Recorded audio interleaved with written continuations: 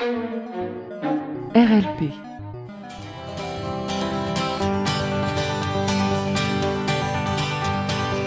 L'alternative, c'est pas malin. C'est la nuit noire ou le matin. C'est devenir un gros connard, fermé à tout témoin de rien. Et nous là-dedans, qu'est-ce qu'on y fait? On est comme des girouettes rouillées. On sait plus comment s'orienter. RLP. Radio Libre en Périgord. Bonjour RLP, bonjour RLPciens, RLPciennes. Devant l'idiocratie, un espoir renaît toujours et encore, l'alternative. Aujourd'hui, un invité, Rémi. Bonjour Rémi. Bonjour RLP, bonjour Luc. Qui participe à cette grande action de l'alternative. Alors Rémi, pour pas spolier ton identité, tu es en train de monter un garage associatif. Je te dis, c'est l'idée phare qui m'a hanté quand j'ai préparé l'émission. Est-ce que tu peux te présenter rapidement avant d'arriver à ce garage associatif? Rapidement alors. Ouais. Rapidement, ça va être compliqué. Bon, tu fais un petit tour. Hein. Du coup, Rémi Voisin, je suis né en Champagne-Ardenne. J'ai étudié la biologie à Reims, à Saint-Étienne, à Rennes. J'ai bossé comme biologiste en protection des plantes à Gap, en Inde, dans les Alpes d'Haute-Provence. Après, je suis devenu cuisinier. Je suis retourné à Rennes, où j'ai fait beaucoup de musique. À Paris, à Bruxelles. Et après, en arrivant en Dordogne, je suis devenu mécanicien. Étant donné que la mécanique, c'est quand même une passion de longue date.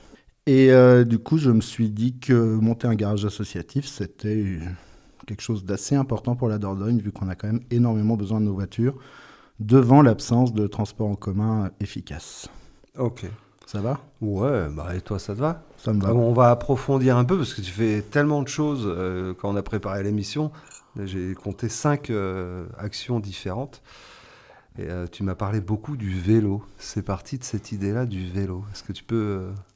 Eh bien, le vélo, c'est le premier moyen de transport efficace après la marche. Et du coup, moi, j'ai grandi à la campagne et j'ai appris la mécanique avec mon père en réparant mon vélo, en fabriquant des vélos, en réparant des vélos, en cassant des vélos et en réparant des vélos. Essentiellement des vélos cross au début, des vélos qui n'aiment pas trop les chocs, enfin qui aiment bien les chocs, mais qui à chaque fois ont besoin de réparation. Et du coup, c'est très instructif pour apprendre les différentes matières de la mécanique. Ouais. Oui, je suis sur le vélo parce que je trouve aussi que ça représente très bien la mécanique entre les roues, l'écran, etc. On rentre assez facilement dans le schéma mécanique. De quel milieu tu dirais que tu viens ? On va dire, selon une dénomination marxiste, je suis intellectuel petit bourgeois. J'ai des parents qui ont été ouvriers et employés et qui, au fur et à mesure, sont devenus enseignants au milieu professionnel. Et du coup, moi, on roulait pas forcément sur l'or, mais on n'a jamais vraiment manqué. Et du coup, j'ai pu faire des études supérieures. Et après, je me suis orienté vers des métiers d'artisanat. Mais du coup, j'étais plutôt destiné à être ingénieur, à côté des ingénieurs. Enfin, j'étais plutôt destiné à être plutôt dans un milieu intellectuel, technique intellectuel, on va dire. Est-ce que, on peut pas dire du fait que ce soit le manque qui fait que tu bricoles tout, que tu touches un peu à tout? C'est quoi Non, c'est une philosophie. Hein. Ouais. C'est une philosophie de la réparation. C'est un jeu, en fait, je vois quand même la mécanique et la réparation comme des Lego. Je jouais beaucoup aux Lego. J'étais plus côté Lego que Playmobil. Parce que le Playmobil, c'est un peu limité. Et du coup, il y a un côté jeu à réparer des choses. Il y a forcément un côté politique de déprogrammer l'obsolescence, de réparer des choses qui sont censées être mises au rebut, etc. Et il y a un côté émancipateur de savoir réparer, d'analyser des problèmes, de ne pas passer chez le marchand à chaque fois, de ne pas acheter des choses neuves à chaque fois et de se débrouiller avec ce qui existe. Enfin, comme fait à peu près, je pense, les 3/4 de l'humanité actuellement, c'est de réparer des choses et de les faire durer le maximum de temps. Donc voilà, ça regroupe le jeu intellectuel et le côté politique émancipateur. Ouais. Cool. Et tes parents étaient eux-mêmes bricoleurs? Ils t'ont initié ou toi t'y es venu et ils t'ont accompagné? Comment ça s'est passé dans l'enfance? Du coup, ma mère était plutôt côté plantes, cuisine, préparation, autonomie. On va dire que je suis issu de post-68. Quand même, mes parents avaient sont plutôt des libertaires, sont même carrément des libertaires. Et du coup, ma mère, elle travaillait beaucoup sur les plantes, du coup, elle m'a donné ça, qui elle-même le tenait de sa grand-mère. Et il y a tout aussi un côté de la famille qui vient de la cuisine. Et il y a aussi tout un côté de la famille qui vient de la mécanique, sachant que j'ai des origines italiennes où il y avait des mécaniciens. Mon arrière-grand-père était mécanicien-monteur en métier à tisser, donc il a un peu participé à envoyer des métiers à tisser partout et je ne dirais pas qu'il a cassé une certaine partie du monde ouvrier, non, je ne le dirais pas. Voilà.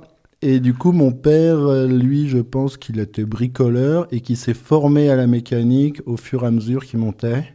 Et il s'est formé à la mécanique automobile, notamment parce qu'il en avait marre de se faire, je pense, un peu avoir par des mécaniciens peu scrupuleux, qui sont un peu comme les dentistes et plein de gens. Il y en a des biens, et comme dit Didier Super, il y en a des biens.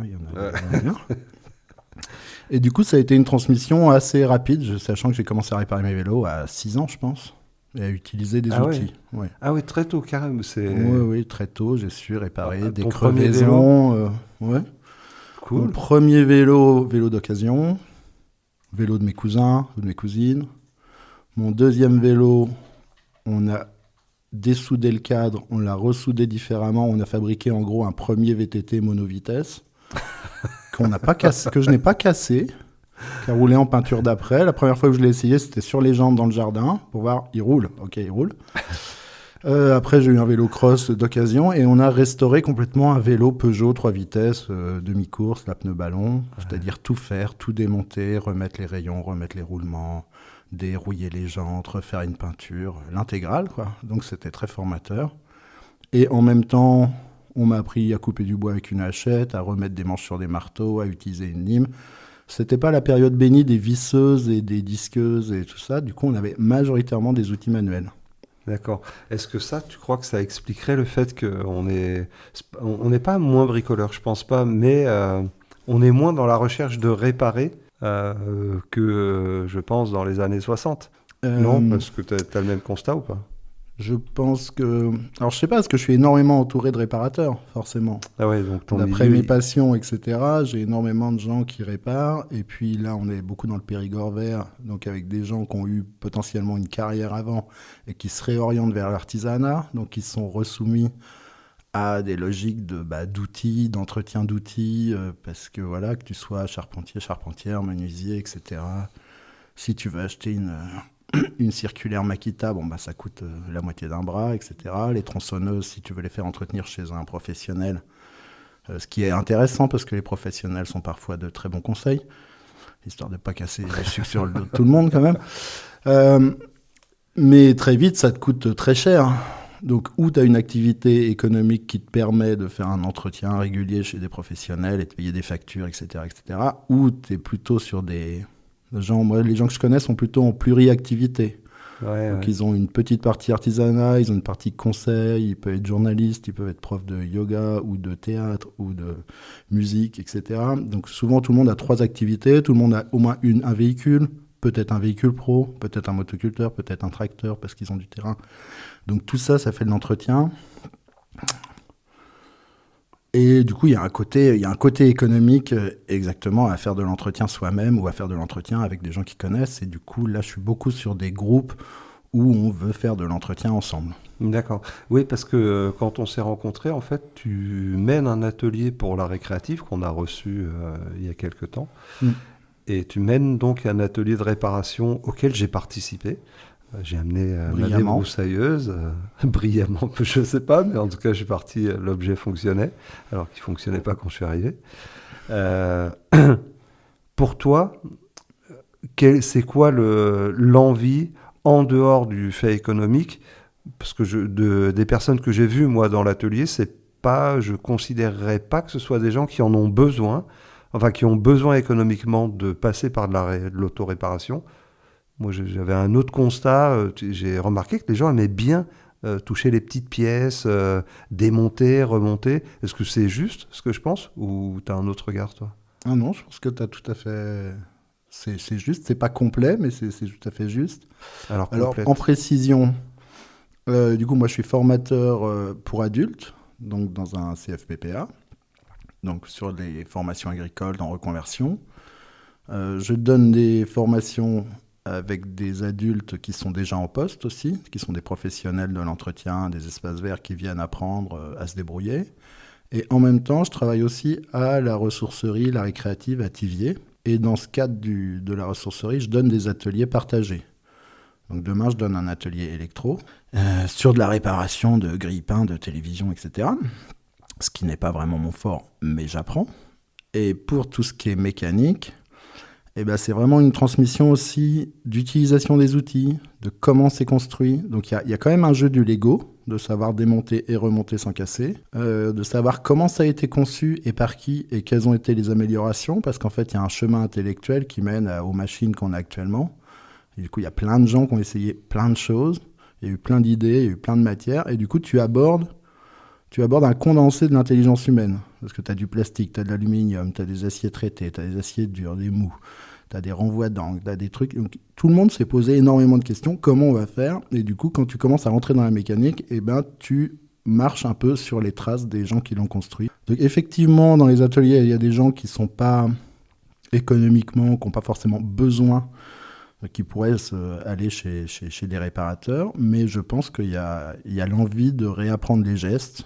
Monter, démonter, utiliser des outils, il y a quand même une manière de... Enfin, moi, je l'aborde aussi d'un côté méditatif, c'est que ça te permet, si tu t'énerves pas sur la machine, parce que l'utilisation du marteau est mon cas souvent. L'utilisation du marteau est plutôt à préconiser en dernier ressort. On en parlera après. Et du coup, il y a un côté méditatif où tu apprends à utiliser les choses, à les monter. Il y a aussi un côté remise en confiance. Il y a quand même une bonne partie, ça t'aide à... Enfin, moi, je le vois dans mes ateliers mécaniques, dans les cours que je donne. J'arrive avec des gens qui, parfois, ont pas beaucoup confiance en eux. Et au bout d'une semaine, ils sont très fiers d'avoir pu tu veux dire que remonter, quand ils ont compris « je sais que je sais », ça donne de la confiance. Ouais. Ouais, c'est intéressant, ça. Hein. Et c'est un premier pas. Alors, des fois, tu donnes un virus, et ça, c'est dommage, parce qu'après, tu retrouves des gens qui se mettent à réparer des vélos, des tronçonneuses partout, tout le temps, et ils y passent des heures. Donc, c'est un peu un virus. Mais c'est aussi un premier pas pour dire, OK, ça fonctionne comme ça, j'en ferai peut-être pas mon métier, je ferai peut-être pas ça tous les jours, mais je me sens moins bête, et quand on va me raconter des choses, je pourrais comprendre aussi de quoi on parle. Le fameux « je sais que je sais faire » va amener d'autres choses. Sur la sociologie des publics que tu accueilles, alors tu interviens dans les lycées, tu interviens à la récréative, donc plutôt des publics adultes, où il y a des jeunes, ou c'est public plutôt adultes, oui. Tu interviens où d'autres, tu disais ? Globalement, c'est des adultes. Globalement, ça va de 18 à 60, on va dire. Ah ouais, dans un lycée pro ? Ouais, mais du coup, c'est le CFPPA, donc c'est un organisme à côté qui fait de la formation professionnelle. Et du coup, je leur apprends aussi... Bon, l'idée, c'est l'entretien petit matériel, espace vert, etc. Mais c'est aussi apprendre à se servir d'un outil, d'une lime, d'une scie à métaux, d'une scie à bois, et après d'une disqueuse, d'une scie circulaire, etc., d'un poste à souder. Donc c'est apprendre les différentes matières, c'est apprendre à se situer dans un atelier sans se blesser, parce que en fait l'idée c'est vraiment sans se blesser. Si on casse les machines, si on casse les trucs, c'est pas très grave, mais bon l'idée c'est de pas perdre des morceaux. Et donc il y a vraiment aussi comment tu vas aborder le travail, quel espace il va te falloir, qu'est-ce que ça va provoquer, donc est-ce que tu vas mettre des étincelles sur des bidons d'hydrocarbures, quels sont les risques et comment tu vas pallier aux risques. C'est ça vraiment le gros travail. Comment tu vas protéger tes yeux, tes oreilles, tes doigts, etc. Les gens avec qui tu es dans l'atelier. Parce qu'on ne se comporte pas tous pareil dans un atelier ou dans un espace fermé. Donc il y a vraiment un gros truc d'appréhender l'espace, de se situer et d'anticiper. Du coup, d'anticiper quelles vont être les actions et quelles vont être les conséquences. Donc c'est assez instructif. Ok, donc là, on est sur une première approche pédagogique. Mais je reviens sur la question sociologique. Est-ce que tu considérais qu'il y a plus de 18-25 ans ou est-ce que tu pourrais faire des tranches d'âge par rapport, que ce soit au lycée ou au centre de formation ou à la récréative ? Est-ce qu'il y a une tranche d'âge qui est plus présente ? Moi, je suis plus sur du 30-50. D'accord. Bon, là, je donnais des cours à des professionnels des espaces verts dans la fonction publique, donc des gens qui sont engagés dans les communes, des cantonniers ou des agents des services techniques. Donc c'est aussi des gens qui ont déjà eu 1 ou 2 vies professionnelles, qui ont été maçons, qui ont été éducateurs, qui ont été restaurateurs, qui ont été... Enfin voilà, tout plein de choses. Et qui arrivent en Dordogne, et ben bon, ils prennent un poste d'agent de service, ça leur va très bien. Et du coup, bah, c'est plutôt des gens, on est plutôt au-dessus de 30. D'accord. Donc on va dire que les 18-25, c'est plutôt 10% de mon public. Ok. Et c'est plus féminin, masculin? C'est majoritairement masculin. D'accord. On va dire que le féminin représente pareil, ça monte à 20%. Après, j'ai eu un groupe d'ouvrières horticoles qui était majoritairement féminin. Du coup, sur 5 personnes, il y avait 4 filles, voilà quoi. Donc, ouais. Et tu trouves c'est en augmentation ou pas le... Je vais pas assez pour me situer, mais c'est majoritairement masculin. Moi, je m'intéresse beaucoup aux groupes qui vivent ça, qui consomment ces milieux ou qui y participent, parce que je trouve que ça parle beaucoup de comment ça démarre, quels éléments il faut pour installer du mouvement alternatif. Je peux rajouter ? Oui. Alors en fait, comme tu parlais parité un petit peu, on va dire que dans le projet de garage associatif par exemple, eh ben là je pense qu'on est plutôt à 50-50 féminin-masculin, s'il faut se situer dans le genre. Et moi, l'idée du garage associatif en Dordogne, il vient aussi du fait que j'ai beaucoup participé à des garages associatifs vélo, en Carène, à Paris, à Bruxelles, à Gap, à Saint-Étienne. Enfin, dans toutes les villes où je suis passé, globalement, j'ai participé à des garages assos. Où l'idée, c'était l'émancipation sur le vélo, vu que le vélo, c'était un des premiers moyens de déplacement dans les grandes villes, qui est pertinent. Et là, c'était aussi aider pas mal de copines à se débrouiller sur leur vélo.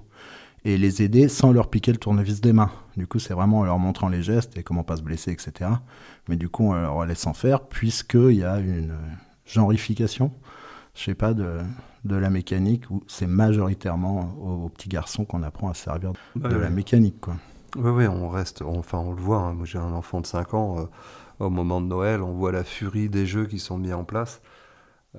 En plus, c'est distingué. Tu as des fois des jeux de coopération qui sont distingués pour les filles et pour les garçons. Et en fait, ce qui fait la distinction, c'est la princesse et le super-héros.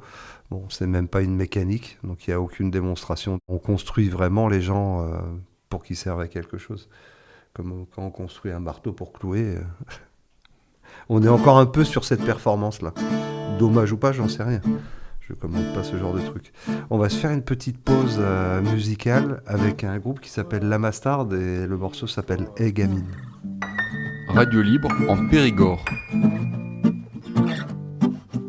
Hey gamine, ouvre les yeux, le monde s'ouvre à toi, t'emmerdes pas d'un dieu. Hey gamin, pense à demain, profite du prochain, pense à tes copains. Hey gamine, pense à l'école, tu vas t'éclater, pouvoir faire la folle. Hey gamin, de tes deux mains et d'un peu de colle, construis ton lointain.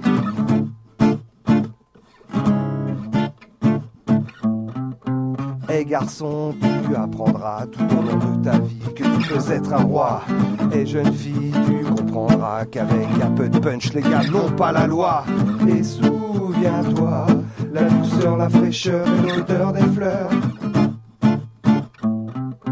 Vite, trouve des mots dès que t'es ado pour refuser le tempo que l'on dépose sur ton dos. Tu veux y aller vite, vite, mais sans réplique. Le monde s'invite, impose sa panique. Mais souviens-toi, la fraîcheur et l'odeur qu'il y avait dans ton cœur. Mais souviens-toi, le schéma de tes pleurs reproduit la douleur.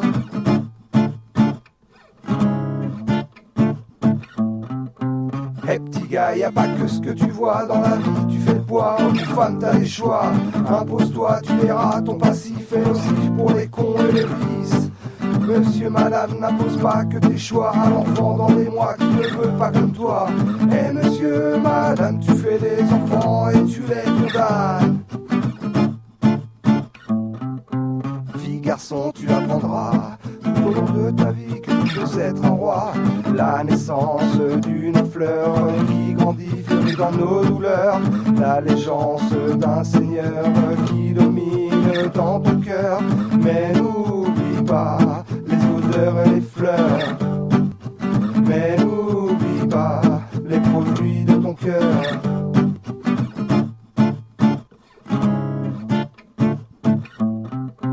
Et tu devines quand tu câlines la divine providence que tu affines, la comptine ding ding de ta vie, bling bling d'une vie voulant du spleen. Mais souviens-toi, la douceur, la fraîcheur et l'odeur des fleurs.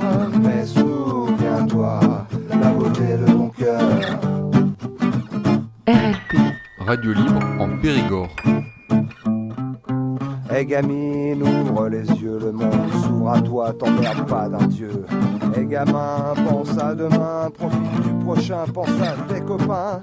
Mais n'oublie pas les odeurs et les De retour fleurs. sur RLP dans l'alternative, on va attaquer un peu la construction des ateliers. Comment tu abordes, toi, un atelier pour que les gens ils puissent accéder facilement aux choses, qu'ils soient à l'aise? À quoi tu fais attention? Alors, je tape sur plusieurs niveaux actuellement, on va dire. Là, si je fais un atelier pro avec des gens qui sont déjà confirmés, je vais leur expliquer, je vais déjà avoir une introduction sur les outils, le fonctionnement de l'atelier, les risques, etc., que ce soit un petit peu calé, des choses comme ça. Quand je fais de la mécanique, on utilise des hydrocarbures. Et très vite, si tu n'as pas des gants ou si tu ne te protèges pas, mais c'est important de préciser les choix. Tu vas très vite avoir le risque de chute, d'incendie, et d'électrochoc, des fois quand tu testes des petites démarrages de tronçonneuses, etc., que tu testes les bougies, les étincelles. Donc tu as des risques d'incendie, tu as des risques de chute parce que tu vas avoir de l'huile des fois, etc. Tu as des risques d'intoxication parce que si c'est des machines thermiques, tu vas les démarrer, donc tu vas respirer des gaz d'échappement. D'accord, c'est toi qui crée la norme en fait quand tu expliques dans l'espace, il faut retirer les fils par terre, etc. C'est pas mal, oui. Je pose cette question parce que s'il arrive un couac, quelqu'un qui se blesse, ça prend feu, je sais pas. Du coup, comment tu gères, toi, par exemple, pour le prochain, le garage que tu es en train de monter, là? Du coup, le garage où on est en train de monter, on est un garage, on n'est pas encore aux normes, du coup, on n'est pas un garage pour l'instant. Donc, il y a une norme que tu suis? Oui, on va se rapprocher au maximum d'une norme industrielle. Et du coup, de tous ces ateliers, alors, c'est sujet à des assurances en particulier? Oui. Ou quand c'est associatif, on fait fi de l'assurance? Non, on a des assurances, donc on ne fait pas fi des assurances. Après, je ne suis pas complètement au courant, mais je sais que pour mon atelier, pour le garage asso qu'on veut monter, oui, on va avoir une assurance type garage. Après, si on a un garage partagé, si on ne veut pas avoir payé une responsabilité civile de garagiste, d'intervenant mieux, ça veut dire que c'est les gens eux-mêmes qui interviennent sur leur véhicule. C'est leur assurance. Oui, on est sur de l'autoréparation. Alors, ça veut dire que notre assurance va les couvrir à l'intérieur du garage pour tout ce qui est chute, incendie, blessure, etc. Par contre, l'assurance ne couvrira pas les dommages faits au véhicule, parce que c'est eux qui réparent sous nos conseils. Mais ça, c'est un autre problème. Après, on peut décider de changer d'assurance, on peut essayer de voir. C'est aussi un problème de comptabilité. Mais pour tout ce qui est responsabilité civile à l'intérieur du bâtiment, sur tout ce qui est chute, accident, incendie, électrocution, il faudra qu'on soit carré pour que... Et quand tu aménages comme ça un atelier, tu le prévois pour combien de personnes? Là, par exemple, on va prendre la recyclerie, par exemple. À chaque fois, tu prévois les choses pour combien de personnes? Moins de 10 personnes, c'est bien. Au-delà de 10 personnes, ça commence à être plus complexe. Pourquoi? Parce que plus de gens, plus d'outils, plus de circulation, plus de machines. Ouais, ok. Et alors moi, j'essaye de faire des points d'introduction sur le fonctionnement de l'atelier. Ensuite, comme les personnes viennent avec chacune au moins une machine ou deux, on essaye de voir machine par machine, c'est quoi la progression, c'est quoi les symptômes, et sur quoi on peut orienter et comment on va travailler dessus. Et donc que chacun ou chacune ait un espace pour travailler en sécurité. Et que chacun et chacune puisse démonter leur machine, démonter les pièces sans que ça se mélange avec tous les outils et toutes les pièces de tout le monde. Donc théoriquement, moi ce que j'aime bien, on va dire que pour un binôme qui travaille sur une machine, un établi de 2 mètres carrés, c'est bien. Donc imaginons 10 personnes. Tu les fais bosser à deux? C'est bien de bosser à deux. Alors ça peut être une personne toute seule qui vient toute seule et qui a envie de travailler toute seule, elle peut travailler toute seule. Mais dans les cours, souvent à deux, il y a déjà des affinités dans les groupes que j'utilise, enfin que je reçois. Il y a déjà des gens qui travaillent ensemble à l'extérieur, du coup ils ont plutôt tendance à travailler ensemble quand ils arrivent.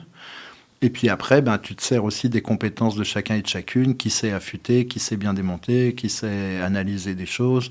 Ah, tu fais de l'éduc-pop au sein des ateliers. On fait du transfert, ouais. Ça, on se sert de... Parce que moi, là, quand je bosse en professionnel, en CNFPT, j'ai des gens qui sont en poste depuis 10, 15 ans, parfois, oui, 20 ans, des choses, ouais. Qui sont bûcherons depuis toujours, qui sont agriculteurs, qui sont agriculteurs, agricultrices... Donc, ils savent utiliser des outils. Ils ont été maçons, maçonnes, charpentiers, etc. Donc, ils ont plus d'expérience que moi sur de la découpe de bois, par exemple. Donc, on échange. On essaye de voir qui pense quoi et qui croit quoi. On essaye de casser certaines idées reçues. Après, il y a toujours un côté magique dans la mécanique. C'est que des fois, tu ne sais pas pourquoi. Moi, quand même, j'avoue, il y a quand même un pourcentage de choses. Je ne sais pas toujours pourquoi. C'est parce que je ne sais pas encore, peut-être. Donc, j'ai encore besoin de me former. Mais bon.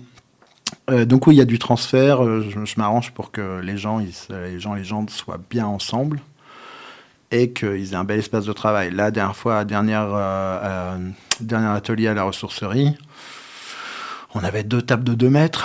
On était 5. Il y avait 5 personnes qui venaient. On était un peu serrés. 5 personnes, on aurait pu avoir 4 tables de 2 mètres. Comme ça, on est tranquille. Chaque personne a d'espace pour se poser, pour travailler sans se gêner. Et pareil, plus tu as de personnes, plus il te faut un minimum d'outils pour que les personnes puissent travailler tranquillement. Sinon, tu fais que de faire des allers-retours pour aller chercher des outils et de croiser. C'est quoi les financements qu'il y a sur ce type d'atelier ? Sur la ressourcerie ? Par exemple, ou même sur le garage. Je suis aussi intéressé pour le garage. Sur la ressourcerie, normalement, il y a parfois des enveloppes qui sont faites justement pour l'autonomisation, sur le réemploi. Donc, il faudrait que je demande à Benoît, ma coordinatrice, exactement. Oui, mais elle en a parlé. Qui s'en occupe. Oui, vous les avez reçus, je pense. Ouais, il y a des financements. Donc, il y a des financements. Après, on ne le fait pas toujours avec ces financements-là. Donc, moi, je sais que j'amène souvent mes outils. Il y a une partie des outils à la recyclerie, mais moi, j'amène aussi mes outils, mes techniques. Donc, j'ai beaucoup de récupération, que ce soit des bagues, des chiffons. Pas mal de... Et sur le garage, c'est quoi le type de financement qu'il peut y avoir pour monter Sur le garage, on va être beaucoup en autofinancement. Ah ouais ? Ouais, on va être beaucoup. Il n'y a pas de... Il y a des financements. Donc, moi, je suis accompagné par Émergence Périgord. Donc, je salue Pierre et Lola, notamment. Je suis accompagné par Émergence Périgord pour apprendre à monter un garage associatif et potentiellement solidaire et programmer le financement sur 2-3 ans et du coup aller chercher des financements auprès des financeurs qui peuvent être des fondations, qui peuvent être des Comcom, qui peuvent être des communes, qui peuvent être tout ça. Donc, apprendre à programmer... Et tu crois que sur les financements, c'est quoi ? C'est plus matériel ? C'est du salaire ? C'est quoi ? De l'organisation ? De l'administratif ? Sur quoi tu as des financements ? Ça peut être un peu tout ça. C'est plus facile en ce moment, je crois, d'avoir des subventions niveau salariaux. Mais il y a aussi des financements de fonctionnement. Mais sur certaines, c'est plutôt les fondations qui vont donner, à la rigueur, les fondations de certaines banques ou de certains organismes qui vont donner sur de l'équipement. Les Comcom et les conseillers généraux, etc., départementaux, ont plutôt tendance à financer du fonctionnement, donc des salaires pris en charge via associatif. Donc nous, on aurait un statut associatif. Et premièrement, parce que moi, je ne suis pas un très fort... J'aime bien communiquer à la parole, mais je ne suis pas très bon pour envoyer des tonnes de mails et programmer des réunions, etc. Et je ne suis pas très bon pour monter des dossiers financiers. Alors, j'ai des amis qui savent le faire. Du coup, je me suis dit, la première année, peut-être, on travaille en autonomie, en autofinancement, en bénévolat, et tout ce qui rentre dans le garage sert à équiper le... D'accord. Sachant que j'ai déjà mis moi-même en financement, en fonds propres, j'ai déjà mis pas mal de choses pour qu'on puisse travailler. Parce qu'on peut se poser la question, ça sert à quoi pour une asso d'avoir ce type d'atelier ? Ça ramène quoi ? C'est quoi le... Franchement, je pense en premier, c'est d'avoir un lieu pour pouvoir travailler sur les véhicules et les différents outils mécaniques qu'on peut avoir, pour pouvoir travailler facilement. Parce que là, on a déjà un lieu qu'on a acheté à plusieurs, à Saint-Jory-de-Chalais, qu'on a acheté en SCI, où on a monté une association qui gère le lieu. Qui s'appelle ? Qui s'appelle la Singerie, à Saint-Jory-de-Chalais. où il y a plusieurs, singeries, singeries, voilà. Bon, on a fait un brainstorming d'une journée pour finalement accueillir autre chose. C'était pas que au physique que vous avez trouvé le nom. Non, c'est parce qu'on grimpe beaucoup, oui, c'est ça, et puis qu'on aime rire. Voilà. Donc on est un collectif qui regroupe qui regroupe 3 structures. Et du coup, le garage associatif, ça peut rentrer encore dans mon espace que j'occupe à la singerie. Mais si on devenait plus gros, il faudrait a priori qu'on change d'espace. Donc on peut imaginer un garage associatif où on gère quelques véhicules par semaine, où il y a une partie de gens qui sont bénévoles ou intervenants qui viennent donner des cours spécifiques avec un programme spécifique, ça serait bien. Et on fait quelques véhicules par semaine et on a un barème de prix d'intervention en fonction que tu utilises le pont, les machines, combien d'heures, etc. Et que ça, tout ce qui rentre, à la rigueur, ça paye le loyer, les charges électriques, etc. Bah ouais, parce que et le matériel qu'on utilise. Mais vous êtes propriétaire des lieux ? On est propriétaire des lieux. D'accord. Et dans cette question de ça sert à quoi en fait de créer des systèmes comme ça au niveau régional? Et je ne parle pas que pour recréer de l'emploi, parce qu'on voit bien que les financements sont beaucoup autour de créer de l'emploi. Ça servira à quoi dans nos sociétés de consommation d'avoir...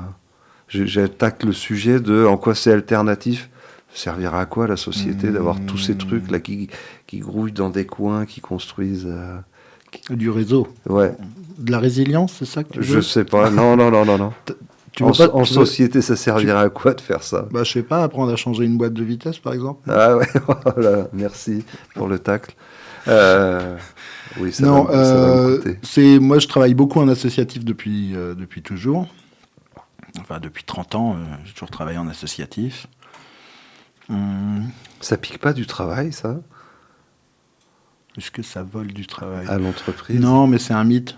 La création du travail, je vais vous le dire, moi, voilà, puisque je suis à l'antenne. Je vais vous le dire, la création du travail, c'est un mythe. À peu près, la paysannerie peut fabriquer du travail. Sinon, tout ce que tu fais, c'est voler du travail aux autres. Si tu crées une entreprise, tu fais des trucs, si les gens ils l'achètent là et pas là-bas, la compétitivité. Forcément, tu vas voler le travail aux autres. Il n'y a que du transfert, il n'y a jamais de création. La création d'emploi, c'est un mythe. Si, on peut aller chercher du charbon. Ça crée de l'emploi. Mais on va faire moins de pétrole. Ouais. Alors, est-ce qu'il y a beaucoup d'emplois dans le pétrole? Est-ce que les gens dans le pétrole est-ce qu'ils travaillent bien? Est-ce qu'ils ont leur papier, d'ailleurs, les gens dans le pétrole? Est-ce qu'ils ne sont pas exploités? Est-ce qu'on ne soutient pas un système esclavagiste en consommant du pétrole? On peut aller loin, oui. Est-ce qu'on pique de l'emploi en fabriquant un garage à seau? Potentiellement, oui. Mais la plupart des mécanos que je connais, des mécaniciennes que je connais, sont débordés. Et puis, il y a beaucoup de gens qui ont des véhicules qui ne peuvent pas entretenir parce qu'ils n'ont pas les moyens. Alors après, ils peuvent faire des demandes d'aide pour entretenir leur véhicule. Enfin, dans l'absolu, moi, je préférais qu'il y ait des trains et des bus qui fonctionnent bien et qu'on ait des véhicules partagés et qu'on n'ait pas tous des véhicules personnels. Dans l'absolu, c'est un peu l'idée. D'ailleurs, je pense que c'est ce qu'il faudra faire, parce que je pense qu'on ne pourra pas faire 50 millions de véhicules électriques. En France, ça ne marchera pas. On n'aura pas les batteries. Et puis, c'est les Chinois qui tiennent toutes les terres rares. Donc, niveau indépendance, déjà passer au pétrole dans les années 70 et avoir tous un véhicule personnel, c'était se tirer une balle dans les 2 pieds, parce qu'on savait faire du vélo. Donc, est-ce qu'on peut encore voler de l'emploi? Je ne sais pas. Eh oui, à bien comprendre, les systèmes alternatifs ne sont pas des oppositions à ce qui existe déjà. Ce n'est pas du hold-up ou du combat. Ce n'est pas comme ça que toi, tu vois le sujet? Non, pas du tout. Ou est-ce qu'il y a quelque chose politiquement et mécaniquement qui fait que tu es quand même dans un punch, tu veux écarter un système ou tu veux juste faire ton action dans ton coin? Non, j'ai arrêté de vouloir écarter, il est trop fort. Le capitalisme est trop fort. Et si on survit, on verra, mais je pense que là, on a quand même des gros soucis. D'ailleurs, c'est pour ça que je suis plus biologiste. Parce que j'ai travaillé en politique environnementale et après, j'ai compris que avoir des financements publics pour faire de la politique environnementale, pour aller manger des petits fours dans des... Non, ça marchait pas non plus. Donc je me suis dit, non, on va revenir à la base, on va revenir à la cuisine. La cuisine, c'est simple, tu peux avoir des amis producteurs, productrices, tu peux avoir des circuits courts, tu peux faire quelque chose de simple. Et donc, je n'ai pas complètement abandonné la cuisine. C'est juste qu'ici, je me suis dit qu'il y avait une bonne offensive à faire sur la mécanique parce qu'on a tous des véhicules, on a tous des motoculteurs, des débroussailleuses. Alors, je trouve que la fauche est très bien pour faucher de l'herbe aussi. Hein. C'est un autre travail, c'est intéressant, c'est beaucoup plus résilient, justement. Bon, pour l'instant, on a plein de moteurs thermiques. Bon, on va se concentrer là-dessus. Après, on aura autre chose, on verra. Et tu t'es formé en arrivant en Dordogne à la mécanique ou avant, Moi, en dehors du vélo, tu avais... Oui, j'ai toujours fait un peu de mobilette, un peu de plaquettes de frein, de vidange, des choses comme ça. Je sais parce qu'en préparant l'émission, tu m'as dit que tu avais passé un CAP. Mais j'ai passé un CAP à l'AFPA. Du coup, en arrivant en Dordogne, j'ai refait une saison en cuisine, une ou deux. J'ai fait un stage à Château-l'Évêque avec Monsieur Levaillant. Et c'était très bien. Et ça m'a permis aussi de rouvrir des droits, de revalider que j'étais potentiellement bon en mécanique, enfin potentiellement mécanicien, et que l'AFPA a pu me prendre. J'ai pu être financé sur 8 mois en CAP. Cool. Où c'est un peu la première étape de l'artisanat, CAP de mécanicien électricien automobile, quoi.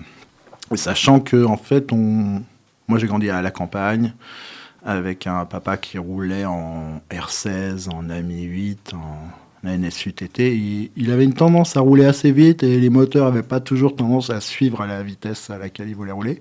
Donc on avait tendance à faire les joints de culasse des R16. Et du coup, il y avait souvent une voiture ouverte dans la cour avec des pièces de voitures un peu partout. Donc on va dire que je ne travaillais pas beaucoup sur les voitures à l'époque, mais j'ai toujours vu des voitures ouvertes, démontées, remontées, nettoyées, remontées. Ouais. R16, une voiture mythique de toutes nos enfances, enfin de la mienne en tout cas. On va réécouter un petit morceau histoire de se poser si tu as besoin d'aller aux toilettes, boire quelque chose. Alors le groupe c'est The X et le morceau s'appelle State of Shock, c'est ça? C'est de ton choix? C'est ça. RLP.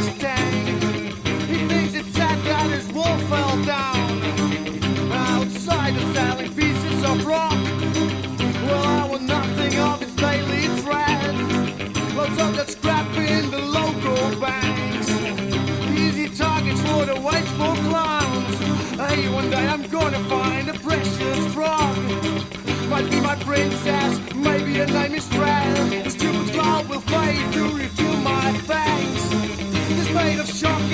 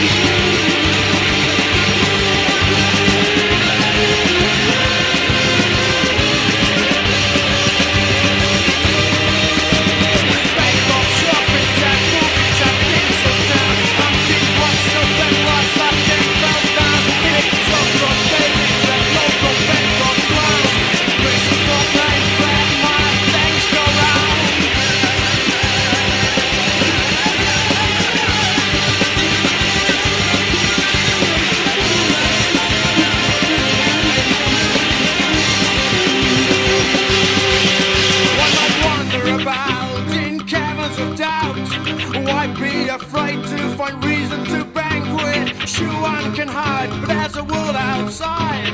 Must be pretty safe under a fireproof blanket. Shock set, blank down, block bed, dang down. Rock thread, bank clowns, rock thread, things round. Shock set, blank down, block bed, dang down. Rock thread, bank clowns, rock thread, things round.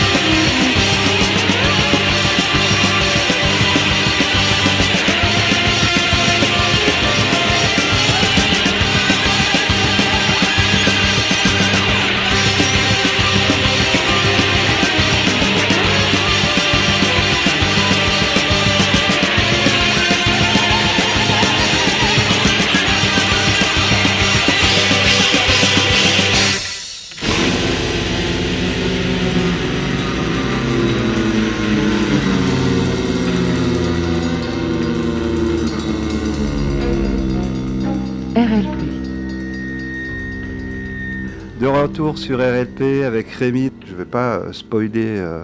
Tu voulais passer un message à ton papa. Parce que bon anniversaire, papa. C'est quand même grâce à toi que je fais beaucoup de mécanique. Je ne sais pas si je dois vraiment t'en remercier. Si, quand même. Voilà, le message est passé. Ok. Alors, sur l'atelier que tu vas mettre en place, est-ce que tu peux nous expliquer un peu le fonctionnement de l'atelier? C'est sur un statut associatif, de ce que j'en ai compris. Est-ce que tu peux nous expliquer un petit peu plus? Moi, je vais y adhérer. Qu'est-ce qu'il va falloir que je fasse? Pour l'instant, on est un atelier informel où on travaille à plusieurs sur des véhicules, sur des machines. Voilà. L'idée, c'est d'avoir une association à l'intérieur de l'association La Chingerie qui soit un garage associatif. Alors ça, c'est juste le début, parce que ça peut être beaucoup plus compliqué, en fait. Donc l'idée, c'est d'avoir un minimum d'équipement pour réparer des vélos, des mobylettes, enfin tout ce qui a un moteur, tout ce qui tourne. L'idée, c'est aussi de réparer de l'électroportatif, des outils, d'apprendre la soudure, etc. Donc d'avoir un minimum d'outils qui soient rangés et qui soient disponibles. Potentiellement, on pourrait donner des cours de mécanique ou d'utilisation des outils. Ça peut être des personnes qui ont juste envie de savoir comment fonctionne leur voiture, mais qui n'ont pas envie forcément de mettre les mains dedans ou de tout réparer, mais juste d'être un peu moins comme une poule devant un couteau. Mais visiblement, les poules ont réussi à survivre sans avoir besoin d'un couteau. Bon, pas grave. Et du coup, alors peut-être un programme de cours qui expliquerait comment fonctionne un véhicule, puis un programme par exemple où tu apprends déjà comment fonctionne ton véhicule, puis tu apprends à changer des balais d'essuie-glace, des ampoules de phare, puis à faire des vidanges, à changer tes freins. Donc voilà. Donc tout ça, ça demande un atelier un peu aux normes, comme on disait, avec une électricité assez propre, de l'éclairage, des rangements, etc., des endroits pour se laver les mains, des endroits pour se protéger, pour se changer, etc. Donc dans notre collectif, dans notre association collective, on a déjà une cuisine, un bureau, des vestiaires, etc. Donc on est déjà un minimum équipé. Il reste à avoir des questions juridiques de comment on a le droit de travailler ensemble. Sur les trois... Ouais, sur les trois, et puis sur l'accueil, combien de gens on peut accueillir et dans quelles conditions, pour être sûr qu'il y ait le moins de problèmes. Il y a toujours des accidents, on est dans un atelier, donc tu peux toujours tomber, tu peux toujours te faire mal, tu peux toujours te coincer les doigts dans une porte, enfin voilà. Donc est-ce qu'il y a des référents sécurité? Est-ce qu'on a un endroit pour se nettoyer les mains, pour remettre des pansements? Enfin voilà, tout ça, il va falloir le réfléchir. Donc moi, j'ai lancé ça sur une dynamique assez personnelle parce que ça m'intéresse de partager, parce que ça m'intéresse d'avoir un endroit pour réparer mes véhicules, même si, en fait, j'ai jamais le temps de réparer mes véhicules, hein, je vous l'avoue en ce moment. Mais bon, Et puis mon idée à moi, c'est pas forcément de posséder plein de véhicules, même si j'aime bien certains vieux véhicules, certaines vieilles mobylettes. Bon, en fait, l'idée, c'est pas d'être dans la possession, mais c'est vraiment d'être dans la transmission. Donc, j'ai pas mal d'amis, on va dire, je pense qu'il y a une bonne trentaine de personnes qui sont intéressées actuellement entre Thiviers, Saint-Jean-de-Chalais, Saint-Paul-la-Roche, Brantôme, etc. J'ai des liens avec beaucoup de monde. Donc, c'est réunir tous ces gens-là, leur expliquer où j'en suis, et puis après, l'idée, c'est qu'ils puissent s'approprier le projet. Donc, au départ, on partait peut-être sur un garage qui pourrait m'employer comme grand coordinateur, mais bon, finalement, la coordination, c'est peut-être pas mon fort. Et puis surtout, l'idée, c'est que le garage émerge et qu'il puisse un peu s'auto-entretenir. Un peu comme un moteur perpétuel, quoi. Donc l'idée, c'est d'avoir un fonctionnement collégial, d'avoir des initiatives, que chacune puisse trouver sa place. Tu veux dire que si j'adhère, moi, je pourrais rentrer dans le fonctionnement collégial, je pourrais avoir un poids dans les décisions ? Oui. Ah, cool. Oui, après, ça dépend de l'investissement de chacune, de leur volonté. Peut-être qu'il y a juste des personnes qui viendront pour un service, pour apprendre à réparer, pour réparer une machine, une voiture. Donc voilà. Et puis, s'il y a des personnes qui ont envie de s'investir sur comment on fonctionne en groupe, voilà, il y a quand même quelques groupes ici en Dordogne qui réfléchissent au fonctionnement de groupe et au fonctionnement alternatif. Comment on fonctionne en groupe ? Comment est-ce qu'on veut vraiment des véhicules ? Est-ce qu'on veut, par exemple, des véhicules partagés ? Est-ce qu'on pourrait avoir des véhicules partagés ? Est-ce qu'on pourrait avoir du matériel partagé, du gros matériel de motoculture, voilà. Donc il y a l'idée d'avoir une sorte de banque de véhicules ou de banque de matériel qu'on puisse venir emprunter une fois par an. C'est intéressant pardon, je te coupe, mais ce fonctionnement alternatif qu'on va retrouver, c'est souvent un mécanisme qu'on connaît déjà en société. Tu vois là, les coopératives, c'est un petit peu le système que tu expliques.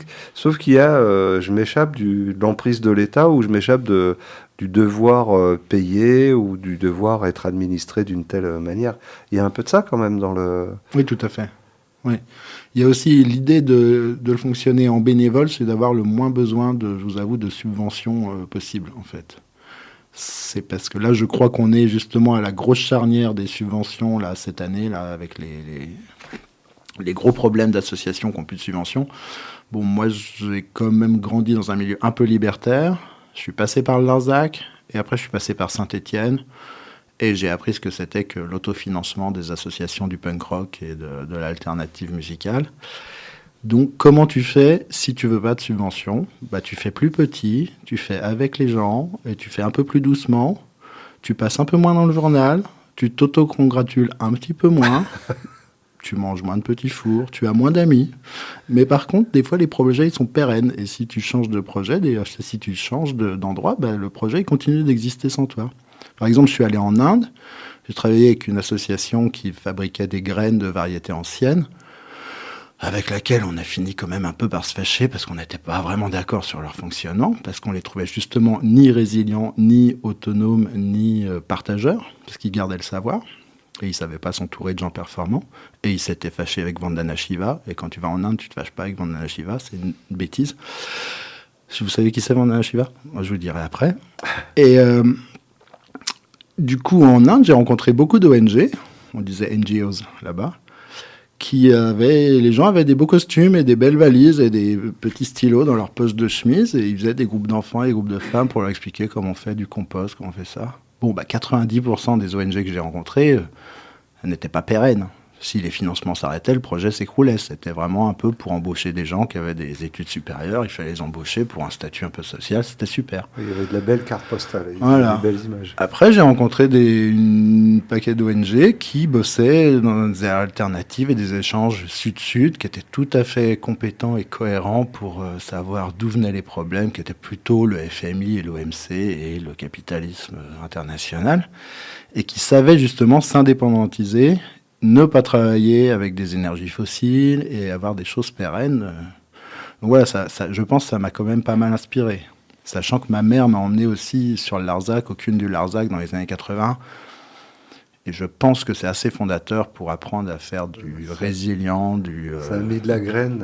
Ça fait du low-tech, oui. Okay. T'apprends à construire. Oui, et tu vois, je pose cette question parce que souvent, dans les systèmes alternatifs, le combat, c'est pas la première idée. C'est souvent d'échapper au système. Avant même de vouloir le combattre, c'est souvent se mettre à l'écart.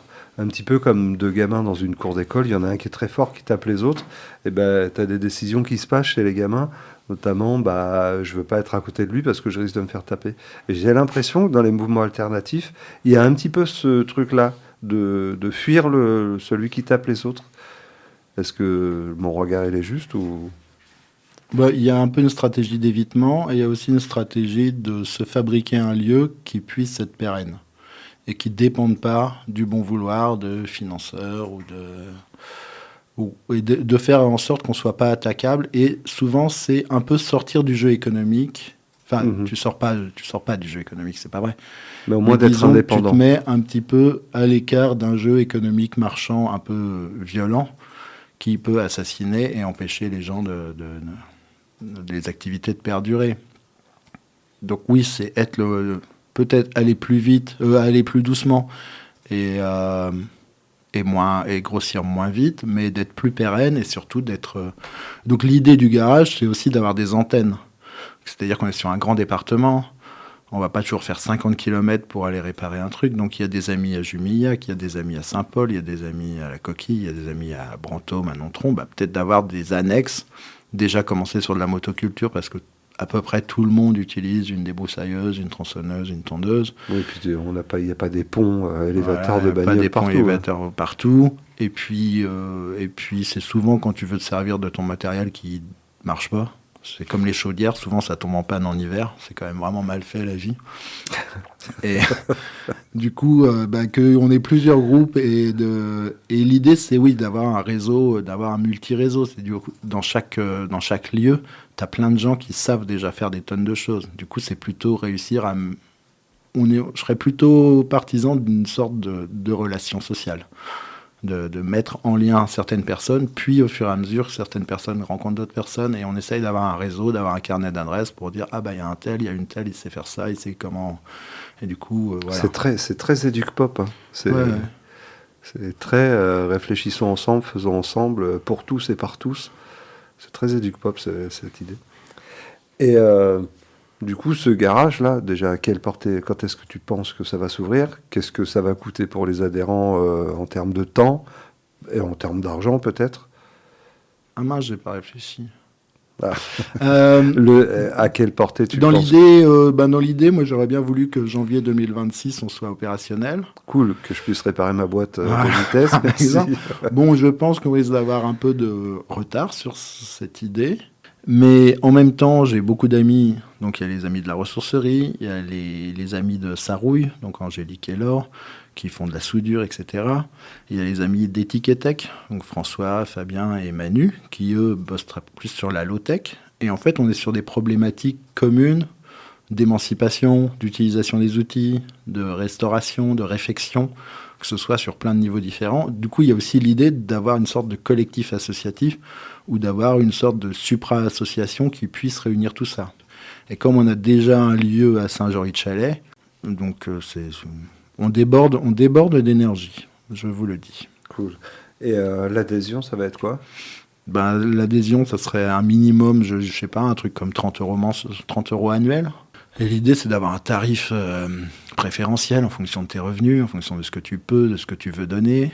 Est-ce que tu payes un peu ? Est-ce que tu donnes des heures de bénévolat ? Et tout ça, moi, j'ai des pistes sur le financement, sur l'idée de combien, en regardant tous les autres garages associatifs, comment ils travaillent. Mais c'est possible alors, par exemple, avant j'étais charpentier, si je veux proposer un atelier en charpente, ce serait possible qu'on fasse ça. Je pense que ce serait possible. Peut-être qu'il y aurait quand même une petite base à payer parce qu'on a toujours des charges électriques, loyers. Oui, l'idée c'est que tu puisses te l'approprier parce que... Je pense que ce serait très abouti ça. Mais oui, ce serait très abouti et c'est l'idée parce que tous autant qu'on est dans ce projet de garage et dans les gens que je côtoie depuis 7-8 ans en Dordogne, en fait on est tous multi-activités.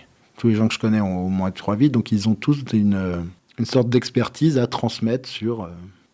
Donc l'idée de la singerie aussi du local qu'on a, c'est que ce soit un lieu qui puisse accueillir des formations. On va arriver vers la fin de cette émission.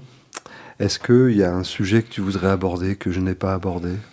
Ah oui, on va s'appeler les Bananes Mécaniques, on sera à Saint-Jory-de-Chalais, on aura un numéro de téléphone spécifique. Qu'est-ce qui manquerait sur ces idées d'atelier ? Il y avait toute une idée, il y avait toute une réflexion sur le déchet aussi. Tu vois, on va travailler avec des déchets, des huiles, des hydrocarbures, on va faire des vidanges. On va sortir des huiles qui sont des hydrocarbures. On sait qu'il y a des tracteurs qui peuvent tourner à l'huile. Donc c'est comment on va faire avec tous nos déchets. Est-ce qu'on va juste les expédier en déchetterie ou est-ce qu'on peut aussi monter une filière spécifique pour... Voilà, il y a un côté résilient et un côté à travailler sur le déchet. Et est-ce qu'on reste sur l'idée du pétrole ou est-ce qu'on passe déjà à l'après-pétrole ? Enfin voilà, il y a... Ça serait quoi l'après-pétrole, l'après-thermique ? Le vélo. Là, on pourra peut-être faire un groupement de tous les collectifs pour demander pour refabriquer des lignes de train. Parce que je pense qu'on s'en sortira pas avec des voitures électriques, et puis peut-être que le thermique, ça va pas être bien. Donc il y a ça. Et justement, sur l'après-thermique, de passer aux véhicules électriques, à l'intelligence artificielle et aux véhicules autonomes, ça demande énormément de ressources, minières notamment. Et là, justement, on aborde un point, c'est qu'on a une petite problématique minière actuellement sur Thiviers. Donc, j'ai pas mal de copains et de copines qui sont investis sur la mine le projet d'extension de mine de Razac. De Razac, oui. Le projet Imeris. Voilà, le projet Imeris. Alors, ça pose plusieurs problèmes, parce que c'est vrai que si on veut des matières, il faut aller les chercher. Souvent, les humains, ils sont allés les chercher dans le sol, hein. Que ce soit l'acier, le fer, le charbon, etc. On est allé le chercher. Et du coup, aller chercher des minerais en sous-sol, ça pourrait être une décision qui pourrait être collective, par exemple. Là, toujours le problème, c'est que c'est souvent un gros groupe multinational qui va le chercher sous couvert d'une sorte de chantage à l'emploi, puisqu'il faut de l'emploi localement et que, voilà, alors c'est super, on va creuser, du coup on va détruire, du coup on va couper, et puis on va aller chercher du quartz pour en tirer une petite partie pour faire du silicium, pour aller faire d'autres choses. Et on exclut tout le reste. Donc toutes les atteintes environnementales, la destruction, etc. Et surtout, on va le faire pour le profit d'un très grand groupe. Donc, et ça me pose quand même un problème. Je ne vois pas pourquoi on n'a pas le droit de faire des entreprises polluantes d'une manière publique, hein, tant qu'à faire. Si c'est pollué et si c'est détruit, on pourrait le faire au moins d'une manière publique et coopérative, et au moins les profits ils seraient un peu redistribués. On pourrait imaginer reconstruire des choses. Après, est-ce qu'on doit creuser ? Voilà. Oui, surtout pour Imeris, sur Razac, c'est 30 emplois sur le site et 200 alentours, c'est-à-dire avec des fournisseurs. Mais bon, chacun voit midi à sa porte, hein. Les élus, ils ont voté pour. Hein. S'ils avaient demandé à la population, je ne suis pas sûr qu'on soit tous d'accord, mais notre démocratie étant celle-ci... ouais. Hein, les représentants. Ok, merci à toi Rémi d'avoir répondu à toutes mes questions. Eh bien, merci à vous de m'avoir accueilli, c'était très sympa. Je pense que j'ai oublié plein de choses, mais je serais forcé de revenir dans un an. Enfin, ouais, oui. Voilà. Quand il y aura le garage, avec plaisir, je t'accueillerai pour donner un peu de visibilité, pour comprendre un peu plus comment vous avez fonctionné au sein de l'assaut, quelle place les uns et les autres, quel pouvoir, comment ça va fonctionner. Je t'espère plein de bien et que ça marche, parce que j'y viendrai pour ma voiture, évidemment. Je suis pas très loin de chez toi. Merci à toi. Merci aux auditeurs, aux auditrices d'avoir écouté l'émission. Je vous souhaite de bien déchiffrer ce qui a été dit, parce qu'il y a plein de choses sur le fonctionnement alternatif, comment ça se réfléchit là dans ce qui a été dit, notamment l'envie au départ, mais aussi... le lien, le réseau, tout ça, ça participe, l'éducation populaire, tout ça, ça participe au fonctionnement alternatif. Merci à tous et à toutes de nous avoir écoutés. Bonne journée à vous, Rémi de même. Bonne journée à toi. Au revoir. Au revoir. RLP. L'alternative, c'est pas malin. C'est la nuit noire ou le matin. C'est devenir un gros connard, fermé à tout témoin de rien. Et nous là-dedans, qu'est-ce qu'on y fait? On est comme des girouettes rouillées.